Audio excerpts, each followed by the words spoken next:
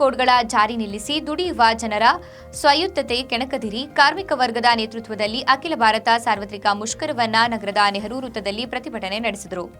ನಂತರ ಪೊಲೀಸರು ಬಂಧಿಸಿ ನಂತರ ಬಿಡುಗಡೆಗೊಳಿಸಿದರು. ಅಭಿವೃದ್ಧಿಯ ಹೆಸರಿನಲ್ಲಿ ಕಾರ್ಪೊರೇಟ್ ಕಂಪನಿಗಳ ಸೇವಕರನ್ನಾಗಿ ಮಾಡಲು 29 ಪ್ರಮುಖ ಕಾರ್ಮಿಕ ಕಾನೂನುಗಳನ್ನು 4 ಸಂಹಿತೆಗಳಲ್ಲಿ ರೂಪಿಸಲಾಗಿದೆ. ಇದರಿಂದಾಗಿ ಇನ್ನು ಮುಂದೆ ಭಾರತದ 70% ಕಾರ್ಮಿಕರಿಗೆ ಕಾರ್ಮಿಕ ಕಾನೂನುಗಳು ಅನ್ವಯಿಸುವುದಿಲ್ಲ. ಸಂಘ ಕಟ್ಟುವ ಹಕ್ಕು, ಬೇಡಿಕೆಯ ಹಕ್ಕು, ಒಪ್ಪಂದ ಏರ್ಪಡಿಸುವ ಹಕ್ಕು ಹಾಗೂ ಕಾರ್ಮಿಕ ಸಾಮೂಹಿಕ ಚೌಕಾಸಿಯ ಬೆನ್ನೆಲುಬಾಗಿದ್ದ ಮುಷ್ಕರದ ಹಕ್ಕನ್ನ ಕೂಡ ನಿರಾಕರಿಸಲಾಗಿದೆ ಎಂದು ಕಾರ್ಮಿಕ ಸಂಘಟನೆಯ ತಿಪ್ಪೇಸ್ವಾಮಿ ಹೇಳಿದ್ದಾರೆ. 29 ಕಾನೂನುಗಳಿದಾವೋ ಆ 29 ಕಾನೂನುಗಳನ್ನೇ ಇವತ್ತು ಕಾರ್ಮಿಕರ ಪರವಾಗಿ ಜಾರಿ ಮಾಡಬೇಕು.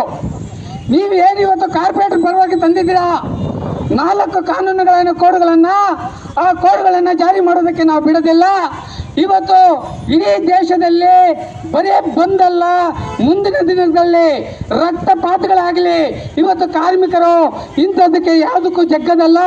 ಇವತ್ತು ಜೈಲುಗಳಾದರೂ ಪರವಾಗಿಲ್ಲ, ನಾವು ಇವತ್ತು ನಿಮ್ಮ ಲೇಬರ್ ಕೋಡ್ಗಳನ್ನು ಜಾರಿ ಮಾಡೋದಕ್ಕೆ ಬಿಡೋದಿಲ್ಲ ಅಂತ ಈ ಸಂದರ್ಭದಲ್ಲಿ ಹೇಳ್ತಾ ಇದ್ದೀನಿ.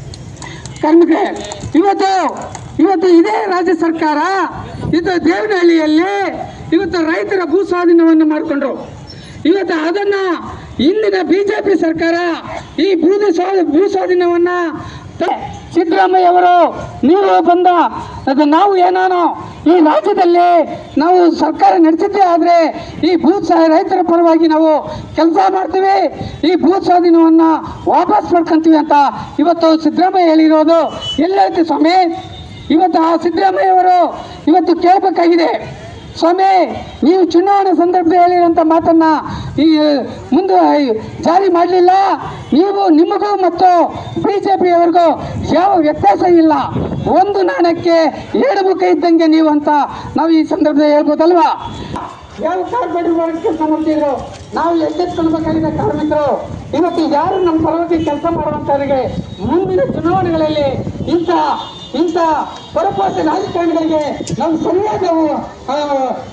ಸರಿಯಾದಂಥ ಇದನ್ನು ಪಾಠವನ್ನು ಕಲಿಸಬೇಕಾಗ್ತದೆ ಅಂತ ಹೇಳ್ತಾ, ಮತ್ತೆ ಎಲ್ಲ ನಮ್ಮ ಏನು ಫ್ಯಾಕ್ಟ್ರಿಗಳಲ್ಲಿ ಗೋಡನ್ಗಳಲ್ಲಿ ಯಾವುದೇ ಒಂದು ಸ್ಥಳಗಳಲ್ಲಿ ಕೆಲಸ ಮಾಡುವಂಥ ಎಲ್ಲ ಕಾರ್ಮಿಕರಿಗೆ ಕೇವಲ 8 ದೇಶದ ಸಂಸತ್ತಿನ ಸೃಷ್ಟಿಕರ್ತರಾದ ಕಾರ್ಮಿಕರನ್ನ ರಕ್ಷಿಸುವ ಮುಖಾಂತರ ದೇಶದ ಸಂಪತ್ತಿನ ಲೂಟಿಯನ್ನ ತಡೆಯಲು ಮತ್ತು ಕೆಳಕಂಡ ಬೇಡಿಕೆಗಳಿಗಾಗಿ ಎಲ್ಲ ಕೇಂದ್ರ ಕಾರ್ಮಿಕ ಸಂಘಟನೆಗಳು ಮತ್ತು ರೈತ ಸಂಘಟನೆಗಳ ಪ್ರಯುಕ್ತ ಕಿಸಾನ್ ಮೋರ್ಚಾ ಕರೆಯ ಮೇರೆಗೆ ಜುಲೈ 9 ರಂದು ಕಾರ್ಮಿಕ ವರ್ಗ ನಡೆಸಲಿರುವ ಅಖಿಲ ಭಾರತ ಮುಷ್ಕರವನ್ನ ದಕ್ಷಿಣ ಕರ್ನಾಟಕ ಜಿಲ್ಲೆಯಲ್ಲಿ ಯಶಸ್ವಿಗೊಳಿಸಲು ವಿವಿಧ ವಿಭಾಗಗಳ ಕಾರ್ಮಿಕರು, ಜನಸಾಮಾನ್ಯರು ಹಾಗೂ ಸಾರ್ವಜನಿಕ ಬಂಧುಗಳು ಸಂಪೂರ್ಣ ಸಹಕಾರ ನೀಡಬೇಕು ಎಂದು ಈ ಮೂಲಕ ವಿನಂತಿಸಿಕೊಂಡಿದ್ದಾರೆ.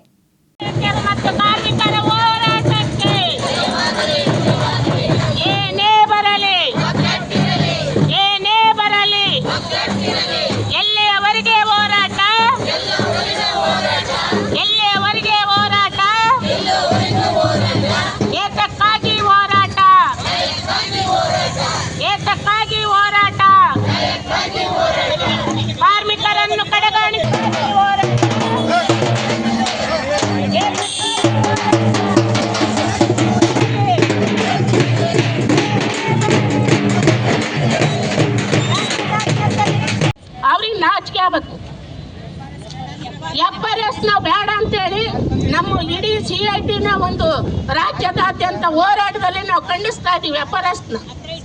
ಯಾಕಂದ್ರೆ ನಮಗೆ THR ಕೊಡ್ತೀವಿ ಬೇಕಿದ್ರು. ನಾವು ಮನೆಗೆ ಹೋಗಿ ಫೋಟೋ ಕ್ಯಾಪ್ಚರ್ ಮಾಡೋಕ್ಕಾಗಲ್ಲ. ಪ್ರತಿ ತಿಂಗಳು ಫೋಟೋ ಕ್ಯಾಪ್ಚರ್ ಮಾಡ್ಬೇಕಂತೆ. ಅವೇನೇನು ಐಫೋನ್ ಕೊಟ್ಟಿದ್ದಾರೆ ನಮಗೆ? ಕೊಟ್ಟಿರೋದು 1G 1.5G 5G ಕೊಟ್ಟಿದ್ದಾರೆ ಬಿಡಪ್ಪ. 20 ಸಾರಿ ಫೋಟೋ ಕ್ಯಾಪ್ಚರ್ ಮಾಡಿದ್ರು ಫೋಟೋ ತಗೊಳಲ್ಲ. 20 ಸಾರಿ OTP ಹೇಳಿದ್ರು OTP ತಗೊಳಲ್ಲ. ಹೋಗಿ ನಾವು ಫಲಾನುಭವಿಗಳ ಮನೆಗೆ ಹೋದಾಗ ಅವ್ರ ಮನೆಯವರು ಗಂಡು ಮಕ್ಕಳು ಹೊರಗಡೆ ಕೆಲ್ಸಕ್ಕೆ ಹೋಗಿರ್ತಾರೆ. ಏನಮ್ಮ ನಿಮ್ಗೆ ಹಗಲೆಲ್ಲ OTP ಆಗ್ಬೇಕು, ಆದರೆ ಬೇರೆ ಈಗ ಫೋನ್ಗಳಿಗೆಲ್ಲ OTPಗಳು ಹೇಳ್ತೀರಾ, ಸೈಬರ್ ಅಪರಾಧಿಗಳು OTPಗಳು ಕೇಳ್ತಾರೆ, ಹೇಳ್ಬೇಡ್ರಿ ಅಂತಾರೆ. OTP ಕೊಡೋಕ್ಕೆ ಅನುಮಾನ ಪಟ್ಟು ನಮ್ಮನ್ನ ಕಳ್ಳರ್ತಾರೆ ನೋಡ್ತಾ ಇದ್ದಾರೆ. ಅದ್ರಾಗ ತಿನ್ನೋದೇನೈತೆ? ನಾವು ಫೋಟೋ ಕ್ಯಾಪ್ಚರ್ ಮಾಡಿ ಇವ್ರಿಗೆಲ್ಲ ಹೊಂದಿಸಿ ಅದ್ರಾಗ ತಿನ್ನೋದೇನೋ ನಿಂತ್ರೆ ಬಿಡಪ್ಪ ಅನ್ನೋದು ಸರಿ. ಆದರೂ ಸಮೇತ ಈ ಒಂದು ಕೆಲಸನ ನಾವು FRSನ ಇಡೀ ರಾಜ್ಯದಂತ ನಡೀತಕ್ಕಂಥ ಹೋರಾಟದಲ್ಲಿ ನಾವು FRS ಮಾಡೋದನ್ನ ಖಂಡಿಸ್ತೀವಿ. ನಾವು ಈ ಮೂಲಕ ಹೇಳೋದಿಷ್ಟೇ, ನಮ್ಮ ಕೆಲಸ ಎಷ್ಟಾಯ್ತೋ ಅಷ್ಟು ಮಾಡಕ್ಕೆ ಬಿಡ್ರಿ. ನೀವು ಕೊಡೋದೇನು 12,000 ರೂಪಾಯಿ ಸಂಬಳಕ್ಕೆ 400 ರೂಪಾಯಿ ಕೂಲಿ ಬೀಳುತ್ತೀನಿ ನಾನು. ರಾತ್ರಿ ಆಗಲೂ ಕೆಲಸ ಮಾಡ್ರಿ ಅಂದ್ರೆ ಎಷ್ಟಂತ ಮಾಡೋಕ್ಕಾಗುತ್ತೆ? ನಮಗೂ ಗಂಡ ಮಕ್ಕಳು ಮನೆ ಮಠ ಅಂತ ಇರ್ತದೆ. ಅವ್ರನ್ನೆಲ್ಲ ಬಿಟ್ಟೋಗಿ ಮನೆ ಮಠ ಬಿಟ್ಟೋಗಿ ರಾತ್ರಿ 9:30 ತನಕ ಬೀಳ್ದೆ ಕೆಲಸ ಮಾಡಿದ್ರು ಅಂಗನವಾಡಿ ಕಾರ್ಯಕರ್ತ ನೋಟಿಸ್ ಕೊಡ್ತೀವಿ ಅಂತಾರೆ. ಏನಕ್ಕೆ ಕೊಡ್ಬೇಕು ನೋಟಿಸ್? ಕೊಡ್ಲಿ ಹೇಳ್ರಿ, ಇಡೀ ರಾಜ್ಯಕ್ಕೆ ನೋಟಿಸ್ ಕೊಡ್ಲಿ ನೋಡೋಣ. ಕಾರ್ಯಕರ್ತರಿಗೆ ಭಾರಿ ಟಾರ್ಚರ್ ಐತೆ ಸರ್. ಈ ಒಂದು FRS ಕಾಲಗೆ ಈ ಒಂದು ಕೆಲಸ ಮಾಡಕ್ಕೆ ಹೋಗಿ ಗುಲ್ಬರ್ಗದಲ್ಲಿ ಒಬ್ಬ ಅಂಗನವಾಡಿ ಕಾರ್ಯಕರ್ತೆ ಡೆತ್ ಆಗಿದ್ದಾರೆ.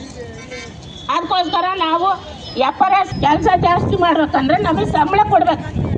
ಸಮಾನ ಕೆಲಸಕ್ಕೆ ಸಮಾನ ವೇತನ ಕೊಟ್ಟು ಕೆಲಸ ಮಾಡಕ್ಕೆ ಹೇಳ್ಬೇಕು ಮೋದಿ.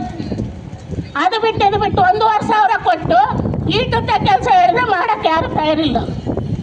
ನಾವು ಮಾಡೋದು ಇಲ್ಲ FRS.